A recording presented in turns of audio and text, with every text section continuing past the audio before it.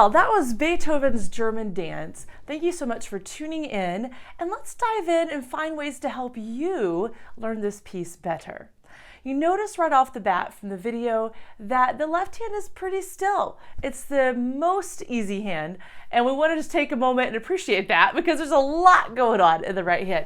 So left hand, we're starting here in the low D octave range. So we are one octave below middle D with the thumb, and the pinky is an octave below that. And we're adding the fifth above D, which is A. So that's D, A, and D. That is all we're doing on the first four measures. Measure 5, we notice that it slides forward to D, A, C sharp. Yeah, there you go. And then back home. Measure 7, back to the C sharp. So for measures 1 through 8, all of the left hand is playing the notes D and A. It's just the question of, is it D, A, octave D, or D, A, C sharp? So look carefully on measure 5 and 7 so that you can go ahead and get those notes correct right off the bat. I'm also encouraging you to take your hand, slide forward to get that C sharp of the thumb, and slide back out when it's all natural. So getting that really comfortable. And then we'll notice on measure 9, the left hand is shifting now to an A octave with E in the middle. So this is the A right below middle C, an octave below that with the pinky, and our second finger resting on the E in the middle there. And when we get to measure 13, we're going to pull the thumb down to a G, making a good 5-7 sound there. And that's 13, 14, 15, and then finally we end the piece with the D and F sharp. First and third finger on that F sharp.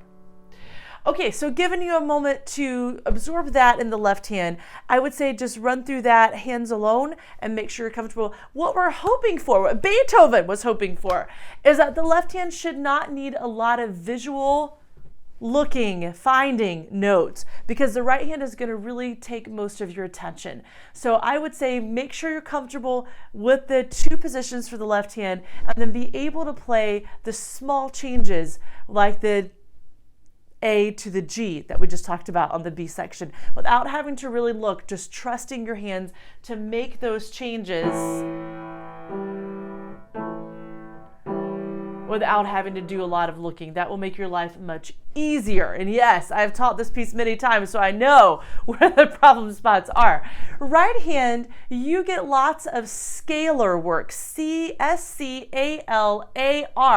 scalar. Try that one on for size. That's a fun word. That means it's like a scale. We're not going to find a clear-cut A, B, C, D, E, F, G, A scale, but we are going to find stepwise motion going up and going down, similar to what you do in a scale. So look carefully. On the pickup to measure 1, you have an A right hand, and notice that it has a staccato. There's a really good reason why Beethoven had that written as a staccato. When you go on to the first full measure, all those notes are legato. So we want to use that thumb point as a bit of a launch pad. Jump, land, spring, land. All right, so use that carefully and do not connect the A and the D for that reason. We're going to walk carefully here. A, B, C sharp, turn your thumb under, D. And then they're suggesting you use an E and an F sharp. This is in the Alfred adult piano book. So that is using adjacent notes with different fingers. The reason is they're trying to get that fourth finger to F sharp and the second finger to the C sharp. So again, from the beginning, fourth finger on D, all the way through the C sharp, turn under, third finger E, F sharp, and then C sharp. That gives you a chance for the thumb to tuck back under for D, E, F sharp, G, A.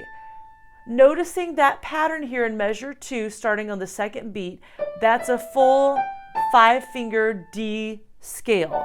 We're saying it's not a full 8-note scale, but the 5 fingers going up that pattern. Okay, and then that gets us to the downbeat of measure 3. We're going to take our second finger, place it on the F sharp, and slide the thumb under for G. And now we're going to walk all the way out, A, B, remembering there's a C sharp here, and then measure 4, that's a high D. We're 1, 2, 3 octaves from the middle of the piano there. Okay, I'm going to talk less and just play through that whole first phrase there.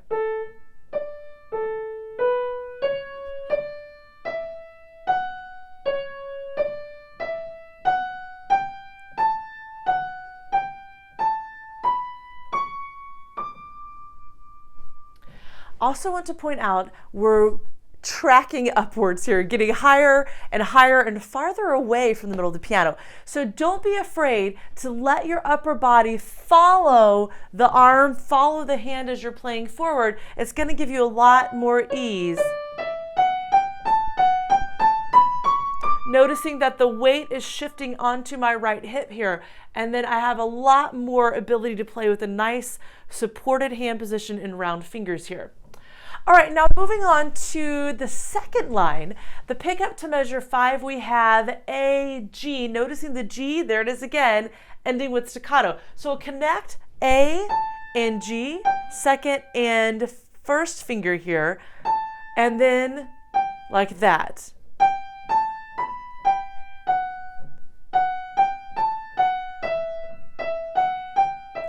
So I wanted to give you a few pointers here because there's several shifts.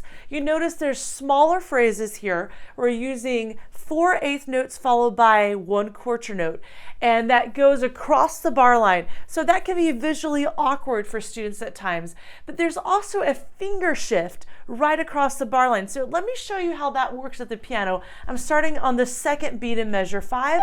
Our third finger is here on the G.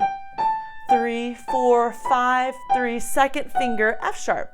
But when we go to the next beat on measure 6, it says now F sharp is a third finger. So we're gonna have to do a sleight of hand there. So I'm using that staccato there on the downbeat of measure 6, jump, reset. So I call this as a little bit of a Superman move. You're gonna fly over, jump over, switch fingers. So again, Beethoven is being very, very wise here, using that staccato note as a chance for you to lift the hand and slightly shift one finger to the left. So I'm gonna walk through that whole set of shifts there slowly, letting you join me. Pick up to measure 5, 2 to 1, shift, second finger, shift to 3, shift. That extra little bounce from the staccato note gives you just that momentum to get the shift there.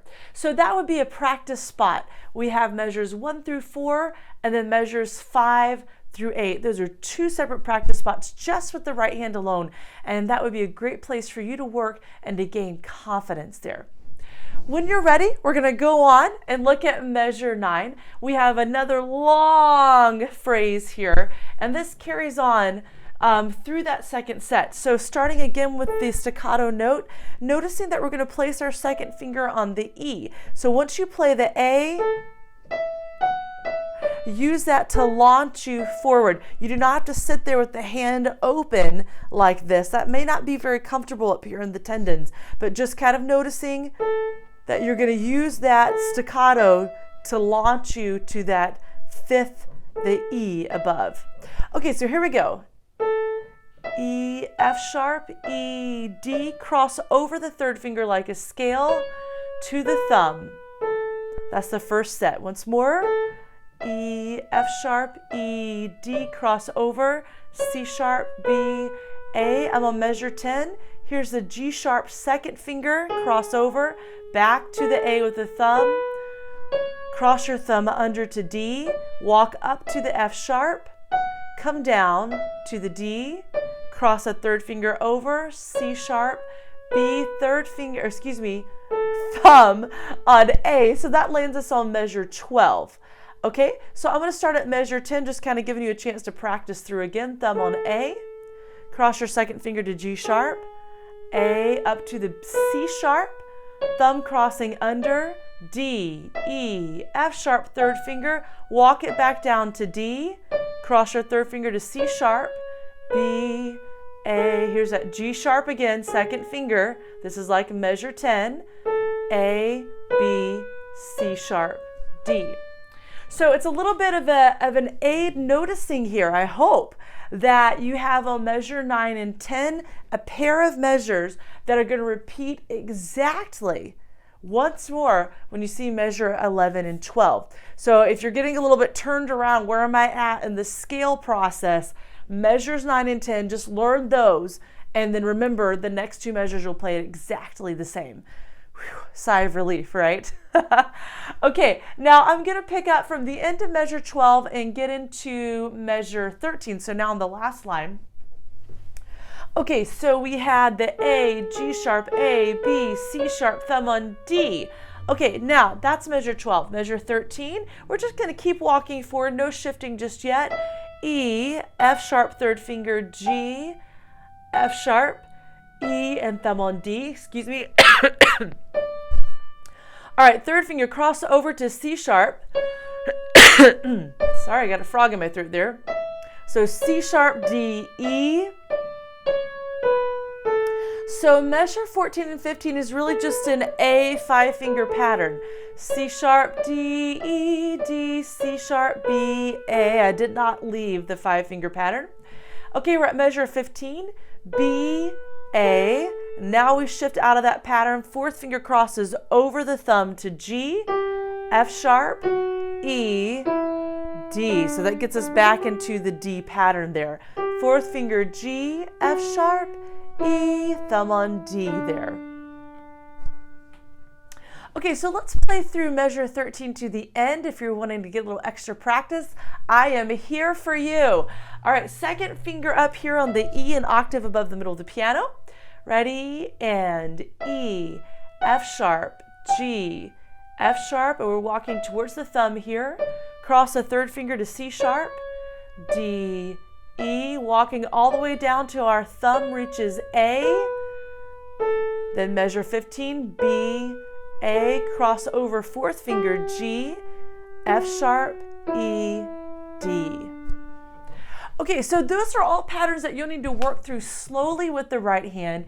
Take your time. I know this piece will eventually go fast, but if your fingers are unsure of where the crosses are, where do I cross over, where do I cross under, it's really not going to be helpful for you to add a lot of speed if we're having stumbles. So make sure you take it nice and slow, take your time.